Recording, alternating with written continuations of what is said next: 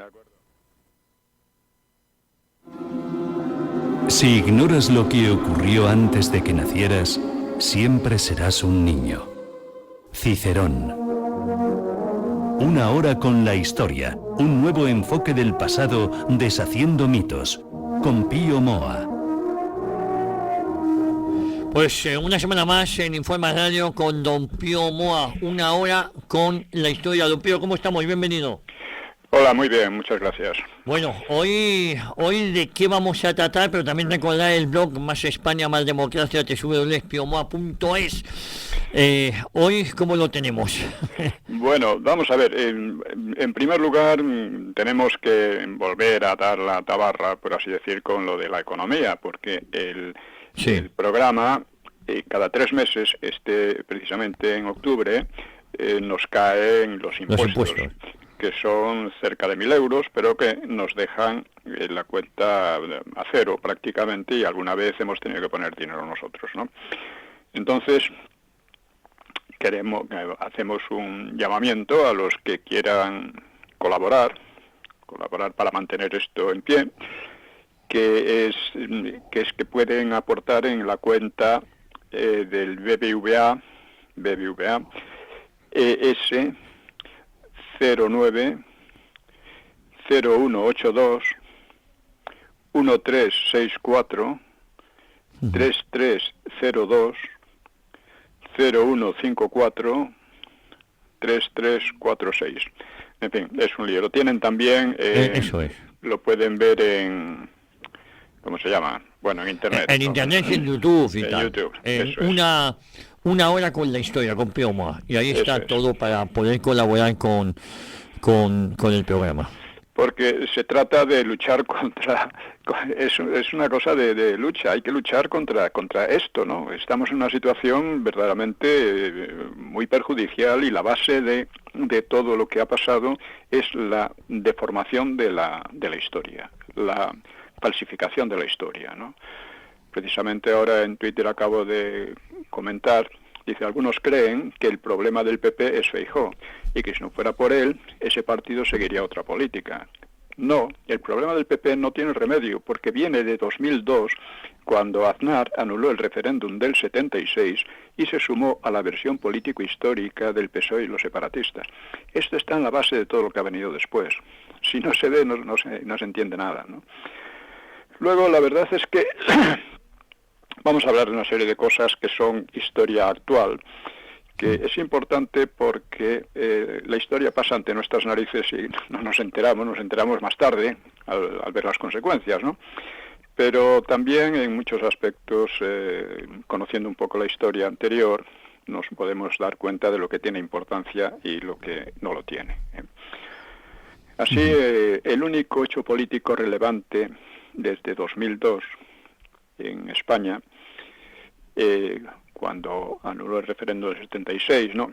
Pues el único hecho político importante ha sido el surgimiento de Vox como respuesta al golpismo en 2017. Antes Vox ya existía, ya llevaba, pero tenía poca importancia. Entonces cobró mucho más protagonismo y se convirtió en un partido importante, ¿no?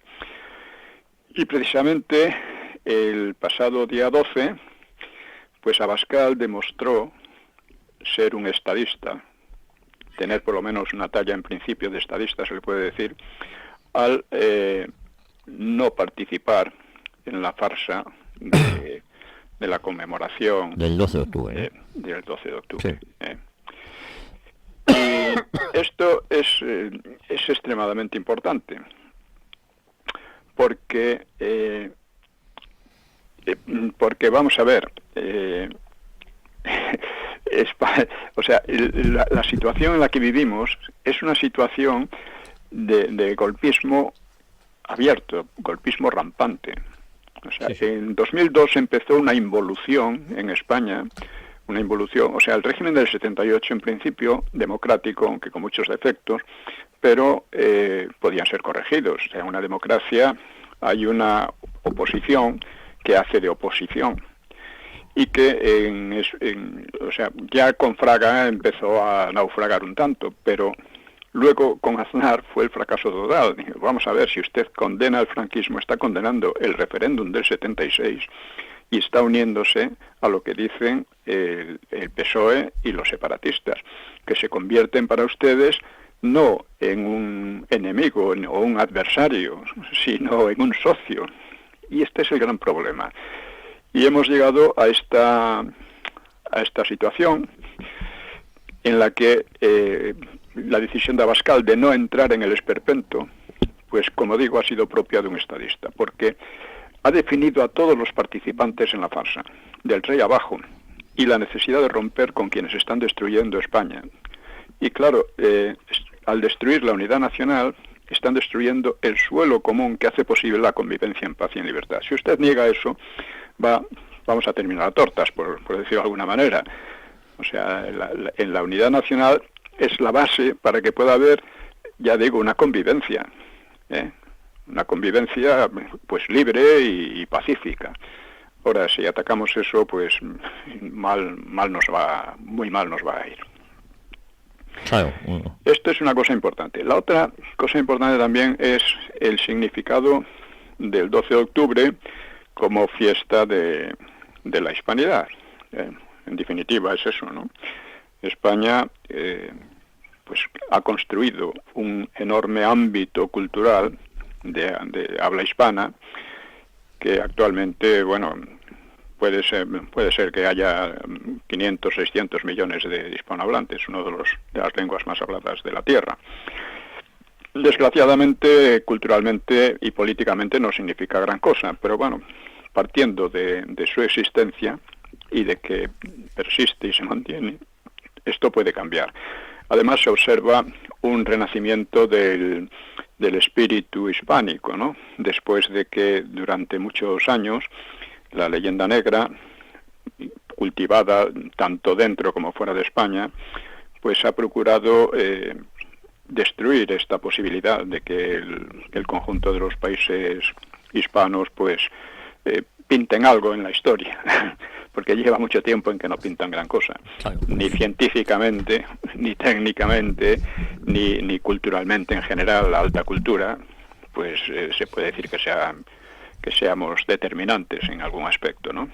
Y estamos cada vez más satelizados en la cultura anglosajona. Hasta ahora ha sido así, pero como digo, está habiendo una resistencia a esto, ¿no? Tenemos aquí a Marcelo Gullo, que trabaja mucho en ese sentido, y así a otras personas que están reivindicando la historia real y no la basura que nos cuentan, ¿no? Uh-huh. Esto además es interesante porque en la actualidad, pues la leyenda negra que afectaba a España se ha extendido a todo Occidente. La llamaba cultura o ideología woke o woke, pues precisamente se basa en eso. Es una especie de leyenda negra de todo lo que ha hecho Europa, todo lo que ha hecho el hombre europeo, que ha sido por lo visto nefasto, destructivo y que no tiene perdón, ¿no? Bueno, la verdad es que España inicia lo que he llamado la era europea. He escrito un libro, comienzo con la hegemonía española y comienzo de la era europea, y una era que termina precisamente con la Segunda Guerra Mundial, en la que Europa pasa a quedar dividida y tutelada por otras dos superpotencias que son de origen europeo, pero que ya no son Europa. Y he escrito esto, ¿no? Este libro, que termina con la Segunda Guerra Mundial, al que dedico otro libro, La Segunda Guerra Mundial y el fin de la era europea, porque es la mejor manera de ver el conjunto de la historia, apartándonos un poco de los detalles, de los aspectos secundarios, etcétera. Y bueno, pues esta es la situación, como digo. Hay una especie de renacimiento del interés y no solo del interés, sino de la reivindicación de lo que hemos hecho en la historia, ¿no? Que precisamente en España es Vox quien lo mantiene. Uh-huh. Bueno, pues esto aparte, quiero decir que este 12 de octubre ha sido históricamente muy importante por esas dos cosas. Una por la postura de Abascal, que rompe con una tendencia que se había venido imponiendo y que había llegado ya al golpismo en España, que había destruido al régimen del 78, que ya entró en involución con Aznar, y eso es un hecho histórico, o sea, ante nuestras narices, o sea, es una ruptura que era muy necesaria. A partir de ahora, porque una vez destruido el régimen del 78 por la amnistía, no queda más que una situación ambigua en la que el PSOE y otros tratan de empujar hacia una situación a la venezolana, una situación de ataque a las libertades, de imposición de una serie de locuras, ¿no? De la ideología woke, etcétera, y también hacia la disgregación de la unidad nacional. Bueno, Abascal ha dado un puñetazo sobre la mesa, ha dicho, hasta aquí hemos llegado. Y eso me parece muy importante, muy importante. Y por otra parte, este renacimiento del espíritu de lo hispano, de la hispanidad, que ya era hora. Ha sido muchos años de atacarlo desde todos los puntos, desde el PP, desde el PSOE, desde fuera, desde todo lo que puede ser, todo lo que se ha manifestado como enemigo de España, ¿no?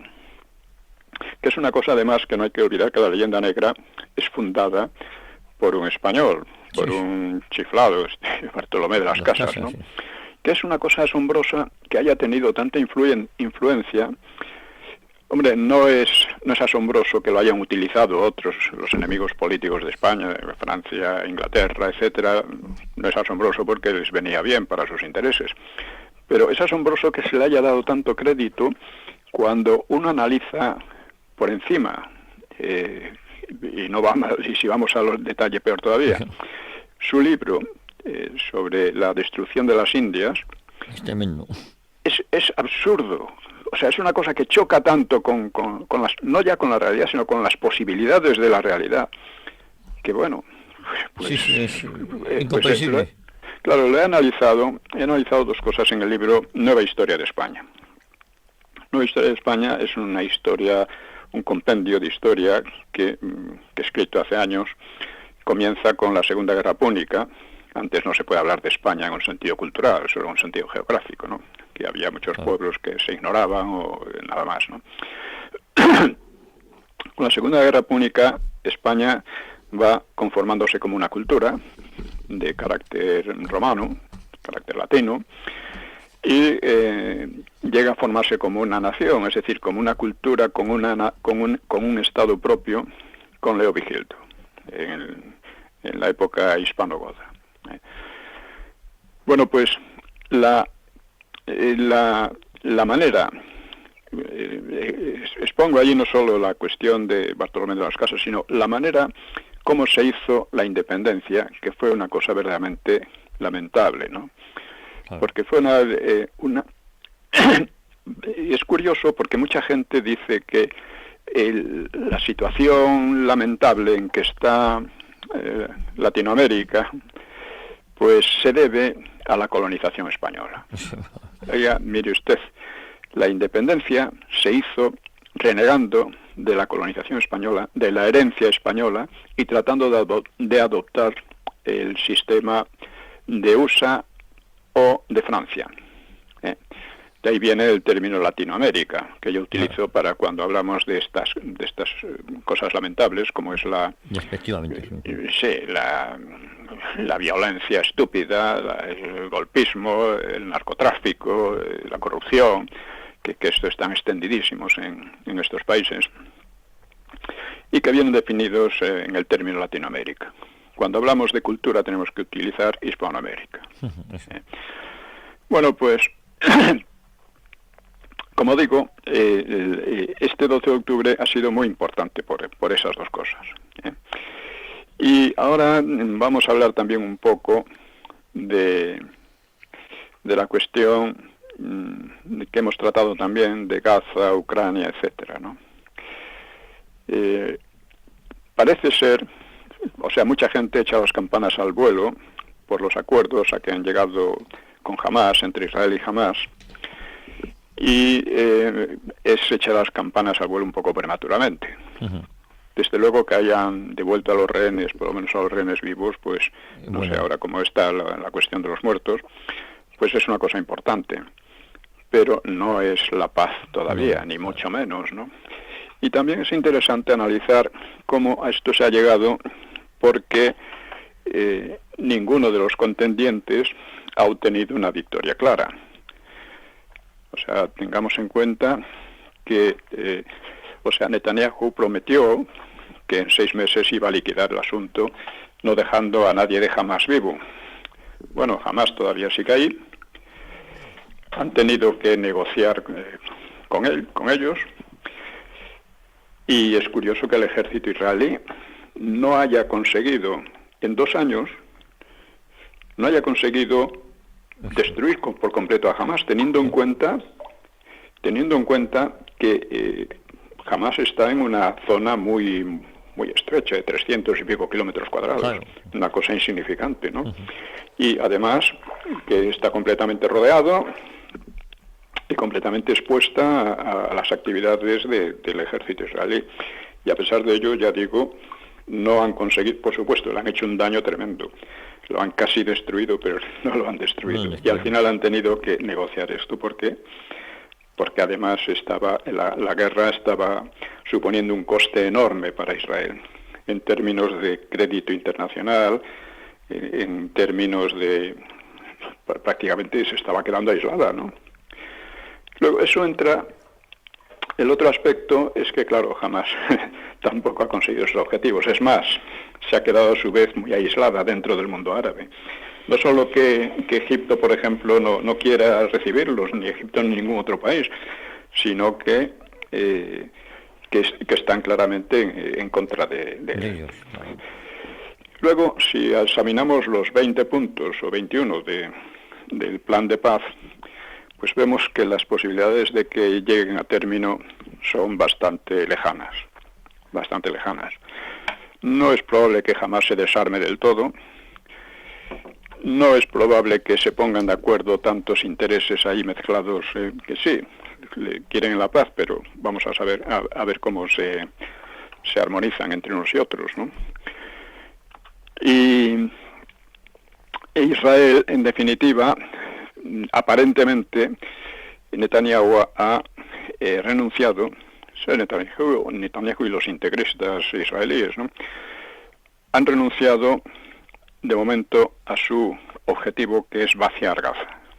Ellos quieren vaciar Gaza y quieren vaciar Cisjordania, porque si quieren hacer lo que llaman el Gran Israel, no les queda otro remedio. Claro. Y eso no lo han conseguido, creo que no lo van a conseguir. Por consiguiente, el problema va a estar ahí, permanentemente. Bueno, pues esta es la situación. Es decir, si analizamos en concreto los intereses que están en juego, las tendencias que existen y el poder de unos y de otros, porque al final es una cuestión de fuerza en gran medida, pues vemos que no es probable que Trump pase. Claro, no le han dado el premio Nobel de la Paz, ¿no? Y no se lo han dado, entre otras cosas, porque la paz todavía no ha llegado. Lo que hay es un acuerdo. Los israelíes se van a retirar en parte, solo en parte. Jamás se va a desarmar, pero no se va a desarmar del todo, y todas estas cosas, ¿no? O sea, la paz, para que la paz llegue, hace falta que se cumplan aquellas previsiones que son para mucho tiempo. Y otro aspecto fundamental es el de el Estado palestino. El Estado palestino está respaldado por muchos países, la idea del Estado palestino. Pero hasta ahora no ha sido respaldado por los palestinos.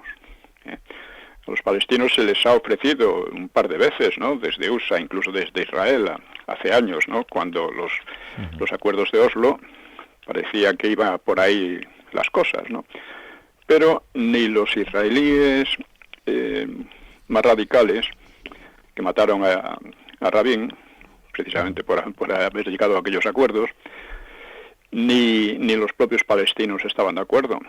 O sea, dense cuenta de que la idea de los palestinos, por lo menos de los políticos palestinos, que son los que dirigen la situación, pues es reocupar Palestina del río al mar, o sea, del Jordán hasta el mar. Eso, ya digo, es una cuestión complicadísima desde todos los puntos de vista, porque además, claro, para Israel es importante tener unas fronteras seguras. Y si uno ve las fronteras de Israel, que son de lo más inseguro que puede imaginarse, sobre todo en relación con Cisjordania, que se mete en el resto de Israel hasta el punto que está, no sé, a 30 o 60 kilómetros del mar. O sea, eso es una situación extremadamente difícil. Bueno, y como decíamos en la sesión anterior, el problema de Gaza, complicado con el de Ucrania, pues puede convertirse en una verdadera pesadilla, ¿no? Que no se sabe dónde puede salir. Porque, insisto, todo da a entender que Israel tiene pensado atacar y destruir Irán. Hace poco ha dado muchas conferencias, o entrevistas, uno que fue el director del Mossad durante varios años, que no recuerdo ahora el nombre, pero es muy interesante lo que decía, porque defiende totalmente esa idea de asegurar a Israel a base de arruinar a todos los países del entorno, porque es lo que ha hecho hasta ahora, ¿no?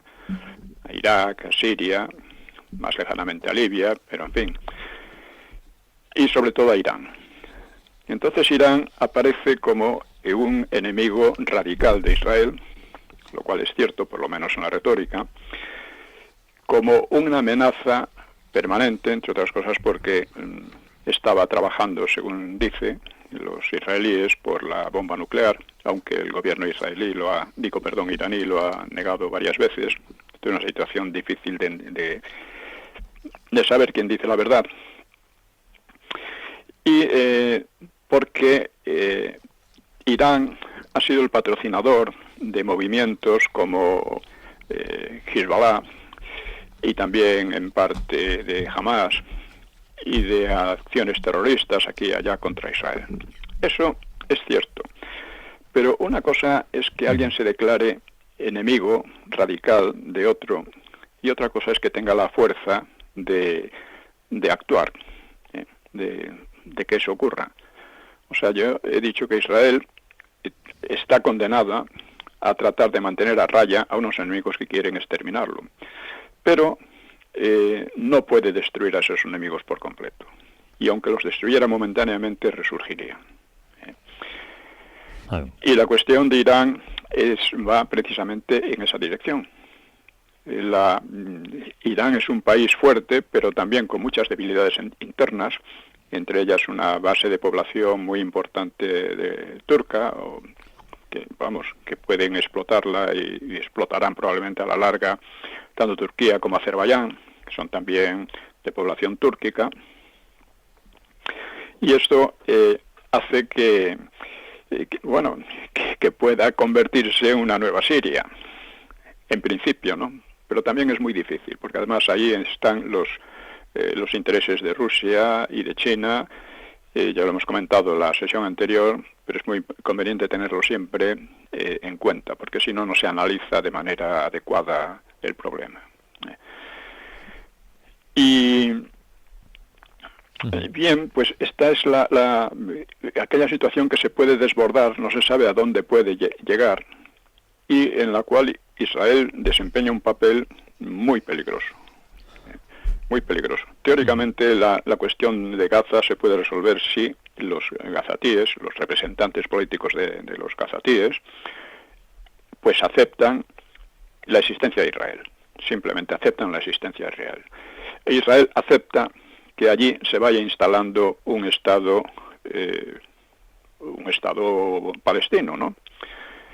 Y esto, en el plan de paz, los 21 puntos, habla de una que se podría ser posible llegar a un Estado palestino, pero a la larga. O sea, y en unas condiciones que son sumamente difíciles. En fin, vamos a ver, porque esto sería muy importante para todos, siempre que no se complique con una guerra con Irán, que eso sí podría descontrolarlo todo. Complicada además con la de Ucrania. En Ucrania, no olvidemos, el problema fundamental es que la Unión Europea y la OTAN se hicieron la ilusión de que podían derrotar fácilmente a Rusia en Ucrania y provocar en Rusia una grave crisis interna, y no les ha salido bien de momento. Pero el problema es que si Rusia no es derrotada, quien puede ser derrotado, en definitiva, es la OTAN. Y si la OTAN y la UE pierden en Ucrania, pierden la guerra en Ucrania, pues la crisis interna va a ser enorme. Ya hubo una crisis muy fuerte cuando perdieron en Afganistán y ahora sería bastante peor. Y eso es lo que hace que las cosas se compliquen, que la OTAN y la UE piensen en otro ataque a Rusia desde otro frente, desde Azerbaiyán, que está en marcha más o menos, ¿no? Uh-huh. Vale. Y claro, es decir, de repente Irán se está convirtiendo en el centro tanto de lo de Gaza como de lo de Ucrania, porque es ahí donde pueden confluir todos los intereses y todos los peligros, ¿no? Bueno, pues dicho esto, vamos a pasar a otro punto que es muy importante, y es la situación general de la que venimos hablando desde hace tiempo, la situación del mundo a partir de la implosión de la Unión Soviética. La cuestión, ya hemos hablado en alguna otra sesión de cómo ha ido ocurriendo esto, ¿no? Después al quebrar la Unión Soviética, la idea que se hizo casi todo el mundo es que íbamos a asistir a un largo periodo en que, digamos, la política de la anglosfera, en particular de USA, y la democracia liberal, pues iban a asentar en todo el mundo progresivamente, con mayor o menor rapidez. Sí.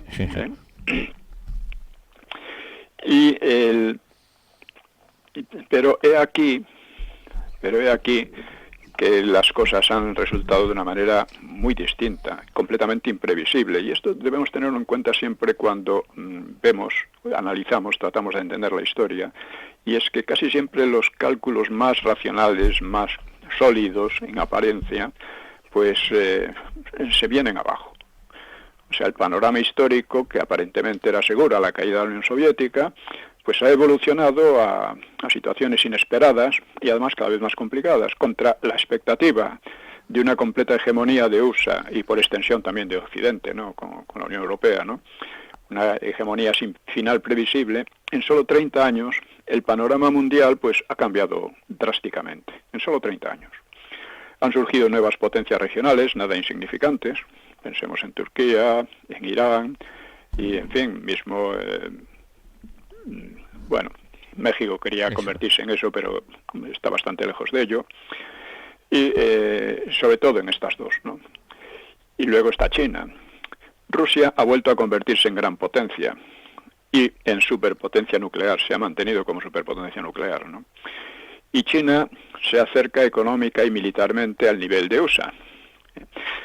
Y la guerra de Ucrania ha suscitado la formación de un nuevo bloque de países, los llamados BRICS, por las iniciales de Brasil, Rusia, India, China y Sudáfrica, que se han ampliado a otras naciones más.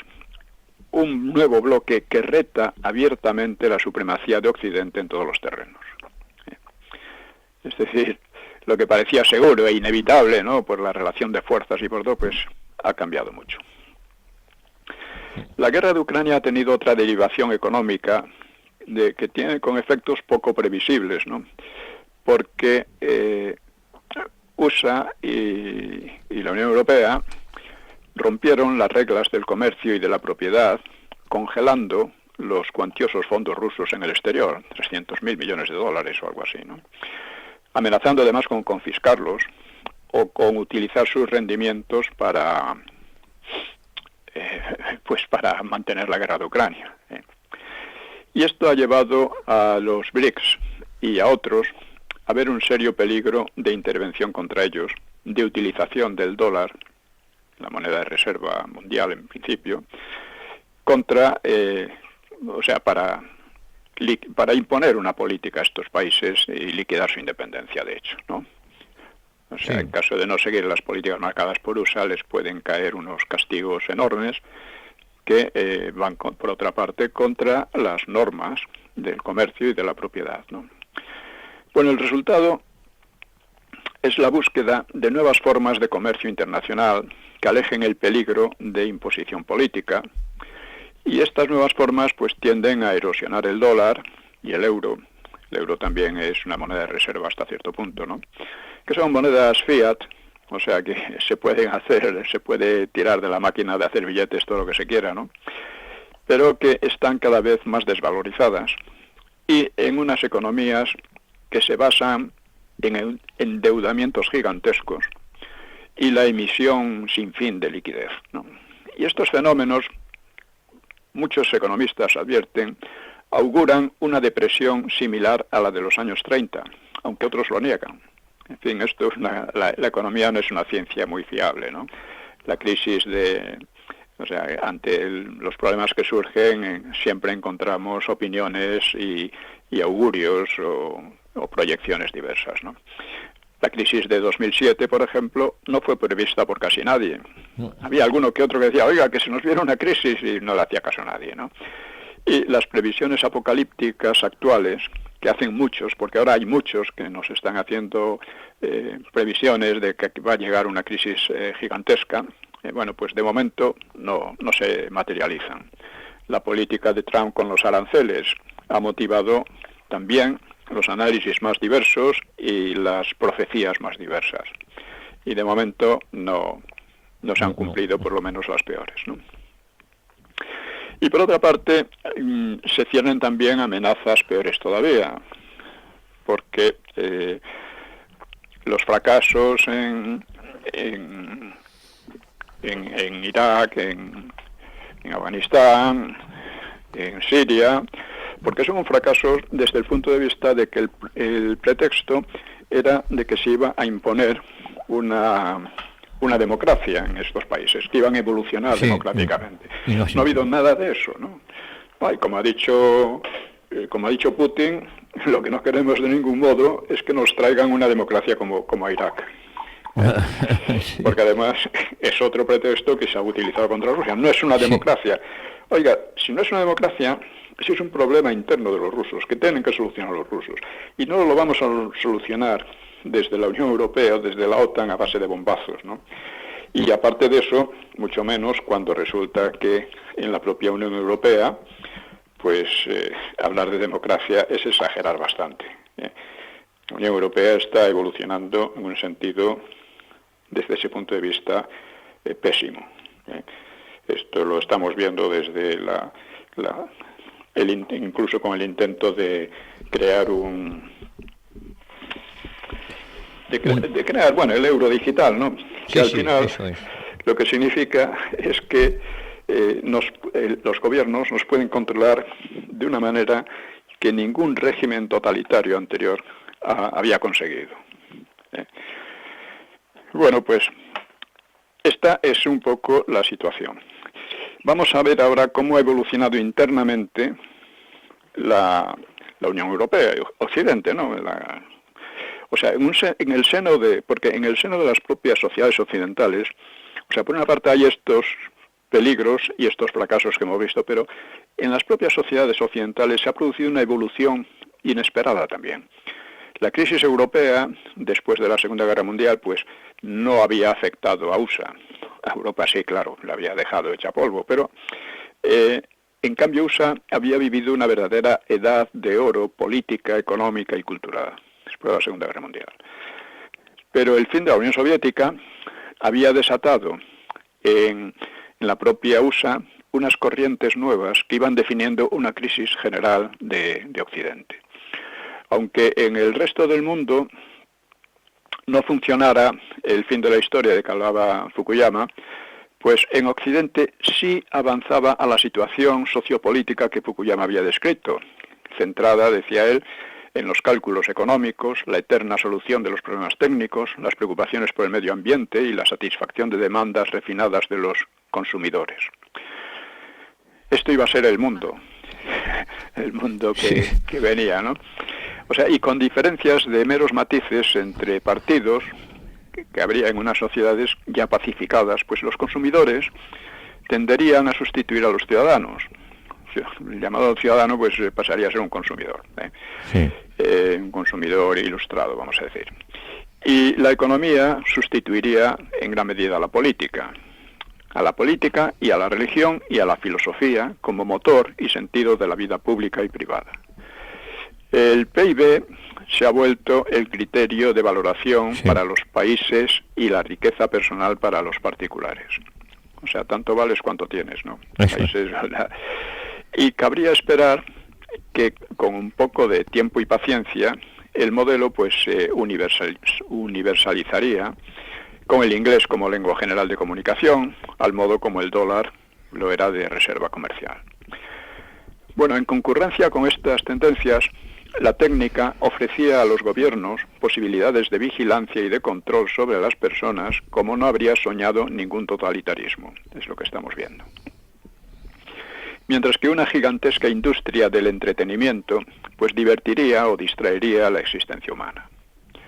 Este modelo remitía, bueno, a lo que llamaba Tocqueville, Alexis de Tocqueville, el despotismo democrático, que lo previó como una posibilidad en su libro La democracia en América. Lo describe así: un poder inmenso y tutelar, minucioso y benigno, que se encarga de que los ciudadanos sean felices, pero se arroga ser el agente y juez exclusivo de tal felicidad.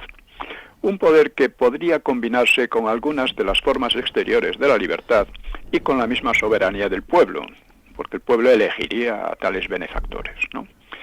Supuestos benefactores. El sistema se asemejaría a la autoridad paterna si como ella tuviera por objeto preparar a los hombres para la edad viril, pero, por el contrario, no persigue más que fijarlos irrevocablemente en la infancia. Es decir, una especie de sociedad guardería que, dice Tocqueville, a la larga despojaría a los hombres de los principales atributos de humanidad. Esa posibilidad se da como hecho en los sistemas comunistas, porque allí hay una oligarquía científica, supuestamente científica, que asegura con su ciencia lo que considera la felicidad de la gente. Lo que pasa es que con su despotismo, que también se decía democrático por otra parte, bueno, pues su despotismo se ejercía con una brutalidad muy cruda. En cambio, ¿cómo podría llegarse a algo semejante desde una democracia liberal y sin romper con ella? Esta es la cuestión. En las sociedades occidentales, a partir de USA, venía imponiéndose la llamada corrección política, durante estos años, que daría lugar al wokismo, ¿no? Sí. Al woke, ¿no? Integraba diversas ideologías. Era feminista, era homosexista, ecologista, multiculturalista, racista, a la inversa, ¿no? Racista contra los blancos, sí, etcétera. Todas ellas eran antihistóricas, es decir, que negaban la historia, la consideraban nefasta, al modo como había pasado también en España a raíz del 98, cuando surgieron los regeneracionismos, los separatismos, etcétera, que consideraban que la historia de España había sido nefasta y que había que inventar algo nuevo, ¿no? Por así decirlo. Eso es. Y eso fue lo que dio lugar a las dos Españas, precisamente. Ya hablaremos más de todas estas cosas. Bueno, la historia humana habría estado mal, o peor que mal, debido pues al patriarcado, o al cristianismo, o al capitalismo, o al machismo, o al hombre blanco, etcétera, ¿no? O simplemente el ser humano, porque para muchos ecologistas el ser humano era un cáncer de la naturaleza. Así que era el culpable del mal, ¿no? El propio ser humano encarnaba el mal, ¿no? O a todo ello junto. O a todo ello junto, eso es. Pues a partir de algunas universidades punteras de USA, esas ideas generaron un gigantesco aparato de propaganda y de entretenimiento. Esto desde la infancia hasta, o sea, pensemos por ejemplo en las series de useñas de, ¿cómo se llama?, de Disney. De Disney, sí, ¿no? que son sí. casi woke ahora. Bueno, pues eso, ¿no? Sobre todo en los medios audiovisuales, hasta imponerse como políticas oficiales. Y a fin de corregir un pasado tan lamentable, pues la corrección política censuraba o alteraba incluso las obras literarias clásicas. O sea, se ha llegado en esto al extremo, ¿no? Se han cambiado títulos y tal, ¿no? Por poner un ejemplo insignificante dentro de lo mucho que se ha hecho, ¿no? Hay una novela de Agatha Christie que se llama 10 negritos, sí. Pues tuvo que cambiársele, no recuerdo sí. cómo se le cambió el título, ¿no? Tremendo, sí. Claro. Y todo por el estilo, ¿no? Porque lo consideraban machista o racista o lo que sea. En fin. Además, no solo se contentaba con esto, sino que sometía a los disidentes a la famosa cancelación y a muerte civil, que esta es la parte cruda del asunto, ¿no? Era una política de exterminio cultural que no era muy lejana de la practicada por los comunistas. Lo que pasa es que se hacía no en campos de concentración, pero sí, te reducían a muerte civil. Es lo que han hecho, intentado hacer, por ejemplo, con mis libros, ¿no? Sí, bueno, justo. Sobre historia, ¿no? Bueno, a veces se ha llamado marxismo cultural a estas corrientes, atribuyendo su origen a la escuela de Frankfurt, una escuela de marxistas no del todo ortodoxos, pero en fin. Sin embargo, se puede entender también como desarrollos del liberalismo, porque los de Frankfurt habían olvidado al proletariado, no pretendían explícitamente una dictadura y se justificaban como tesis democráticas y científicas basadas en la defensa del individuo, de sus necesidades y en la ampliación de sus derechos. Esto es más bien liberalismo que marxismo, ¿no? Y dando por hecho en las sociedades occidentales un bienestar económico ya firme y seguro, porque claro, se suponía que aquí esto ya no iba a cambiar, ¿no? El bienestar económico, ¿no?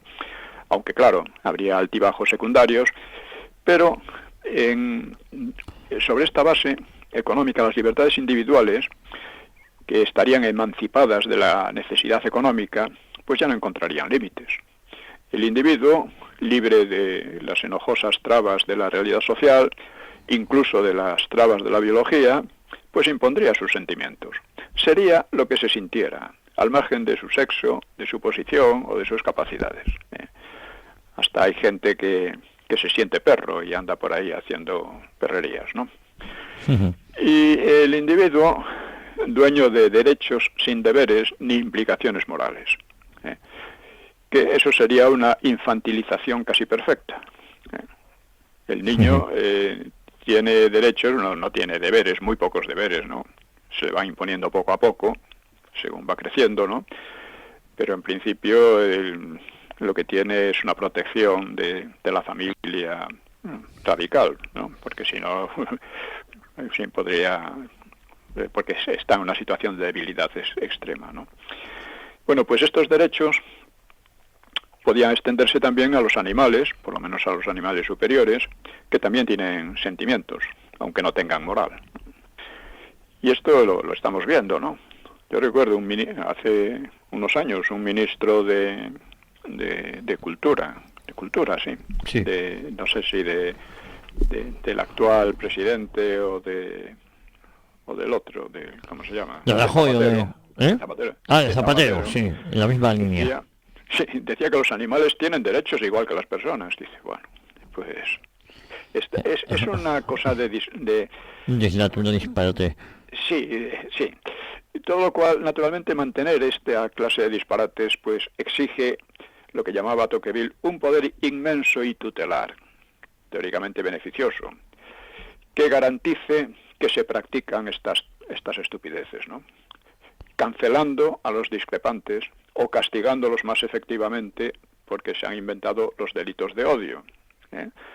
Es decir, un gobierno pretende decirnos lo que debemos sentir, ¿eh? No podemos sentir odio a lo que ellos creen que es correcto, pero naturalmente si uno desestima lo que ellos consideran correcto, pues está incurriendo en un delito. Esta es la idea y se ha aceptado y se ha utilizado y dicen, es que mira, también ellos tienen delitos de odio, es que no puede haber delitos de odio. Eso es aceptar que un gobierno pueda decidir tus sentimientos. Claro, ¿a quién podemos querer odiar? No me van a obligar, ¿no? Eso no tiene precedentes. Bueno, pues en esos estamos, ¿no? Es un poco cambiando, o sea, a otro nivel, lo que intentan con las leyes de memoria histórica. Vamos a ver. Que unos políticos, que en general son corruptos, que en general son ignorantes, que en general son incultos, que es otra cosa distinta de la ignorancia, ¿no? Que pretendan decidir lo que fue la historia, que pretendan que todo el mundo comulgue con sus ideas estúpidas sobre la historia, estúpidas y falsas. Bueno, pues esto es. Es decir, que sin que hubiera una ferocidad expresa como en el Gulag, pues la concepción de fondo es semejante, a partir de un origen ideológico distinto y en principio contrario. Porque en el Gulag era, o sea, contra los individuos asociales o antisociales, es decir, los que no comulgaban con el comunismo, mientras que en este es contra, o sea, en defensa de la autonomía total del individuo, que es lo que se siente, no es lo que es, no hay un principio de realidad, es el principio de lo que tú te sientes o te quieres sentir. Bueno, la resistencia, claro, a esta tendencia en Occidente es una tendencia claramente decadente y claramente de descomposición, ¿no? Pues se hacía difícil.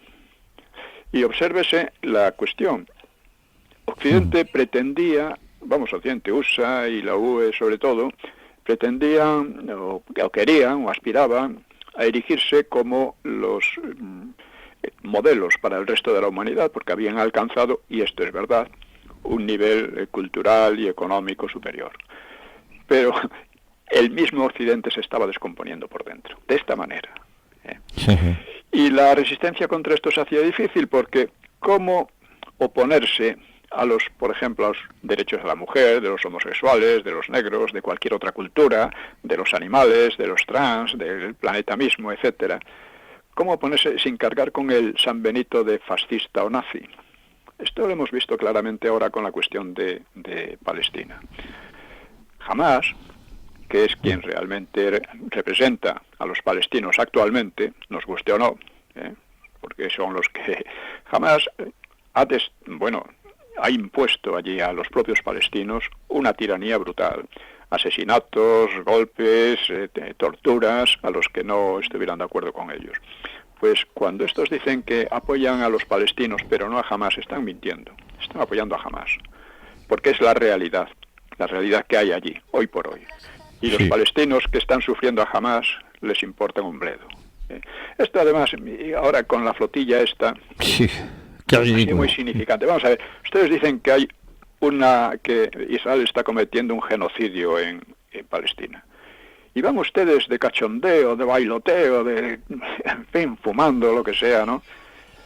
O sea que... ¿Qué es? Claro. Que están ustedes celebrando realmente están ustedes celebrando ese supuesto genocidio. ¿Por qué? Porque aspiran a un genocidio contra los israelíes. Claro. Esta es la realidad. Ustedes están justificando pues que haya una respuesta genocida contra Israel, porque supuestamente Israel está cometiendo un genocidio en Gaza. Israel está cometiendo un verdadero crímenes de guerra, eso es indudable, ¿no? Pero tanto como genocidio, o sea, ya hablamos el otro día. Sí, de la diferencia, Claro. Ahora, los Hamás y compañía, esos hablan abiertamente, no es que les acusemos porque sí, ¿no? Porque creamos que no. Ellos lo dicen abiertamente, quieren exterminar a los judíos y quieren exterminar a los cristianos. Sí, sí. Y en Siria lo están haciendo. Sí, sí. El régimen sirio, montado prácticamente por la Unión Europea y la OTAN. No solo ellos, también Israel ha apoyado eso. Pero bueno, eso es otra cuestión. Sí. Israel se encuentra en una situación muy precaria, ¿no? Bueno, por otra parte, esas aspiraciones a una sociedad guardería, pues no impiden que exista una ansiedad profunda que precisamente deriva del conocimiento científico. Don Pío, nos quedan 3 minutos, aproximadamente. Bueno, pues seguimos hablando de este tema, pero vamos a concluir, ¿no? Sí. Pues porque hay algo que ningún poder social, ni hoy por hoy ningún poder técnico, pues alcanzan a controlar. El clima puede cambiar catastróficamente en un sentido u otro. Cuando hablan de que el clima cambia, pues sí, cada año el clima es distinto del anterior, pero lo que no sabemos es hacia dónde evoluciona. Hace años se decía que evolucionábamos a un nuevo periodo glacial, ahora se ha hablado de un calentamiento global, en realidad no se sabe ni se puede saber, pero la situación que conocemos es la que conocemos desde siempre, desde cuando hemos vivido, de lo que llevamos viviendo, ¿no? Por otra parte, el clima efectivamente podría cambiar catastróficamente. Imaginemos un nuevo periodo glacial. Ahora están diciendo, otra de las cosas que dicen, que no les importa contradecirse, es que la corriente del Golfo está debilitándose y claro, esto podría llevar a Europa a quedar cubierta de hielo. Bueno, muy bien. En realidad, pero es una situación que crea una histeria y una inquietud profunda en la gente, ¿no? Otra, por ejemplo, podría ser la existencia humana pues aniquilada por un impacto desde el exterior, como parece haber ocurrido con los dinosaurios. Sabemos que algo así ha ocurrido. Bueno, pues puede volver a ocurrir, lo sabemos, bien, de acuerdo. Y eso crea que la sociedad guardería, en lugar de ser feliz como en una infancia feliz, pues sea una especie de infancia un poco histérica, ¿no? Luego, el ser humano ha llegado a dotarse del poder casi divino, ¿no? Bueno, por así decir divino, ¿no? De destruirse en una guerra nuclear. Luego, la inteligencia artificial podría traer consigo la imposibilidad de distinguir entre realidad y ficción, o incluso se dice de hacer inútil la propia actividad humana. Evidentemente, esto lo dicen unos, otros dicen que no, en fin, las posibilidades están ahí, ¿no? Luego, claro, la muerte llega a todos, a pesar de la guardería, y plantea el sentido de la vida, ¿no? Bueno, pues inquietudes como estas o parecidas flotan sobre los ambientes sociales, como diríamos, como una nube polvorienta que dificulta el paso de la luz, que impide ver claro y que contamina de pesadumbre todas las expectativas. Así que ni la corrección política ni nada similar pues han dado a luz la anhelada sociedad feliz, infantilizada, próspera y tranquila. Lejos de ello, Occidente sufre una corrosión moral y política que lleva los conflictos al antagonismo, hasta el punto próximo a la guerra civil en la misma USA. Bueno, pues con esto podemos terminar de momento y ya seguiremos la próxima vez. Pues don Pío, tengo una sorpresa para acabar el programa porque acabo de llevar a Jaime Alonso aquí a los estudios y le quería saludar. Muy bien. Don Luis, es un placer siempre oírte y sería estupendo tener la oportunidad de verle con mayor frecuencia. Pues sí. Estamos en una situación que merece la pena moverse. Pues no, sin duda, y usted no se ha jubilado y piensa no jubilarse nunca, cosa que agradecemos muchísimo los españoles de bien. Bueno, muchas gracias, Jaime. Pues, don Pío, pues organizo algo con don Jaime y nos vemos pronto. De acuerdo, muy bien. Nosotros por lo menos la próxima semana, Dios mediante, aquí en Informa Radio. De acuerdo, muy bien. Un abrazo fuerte. Un abrazo para todos. Un abrazo, adiós.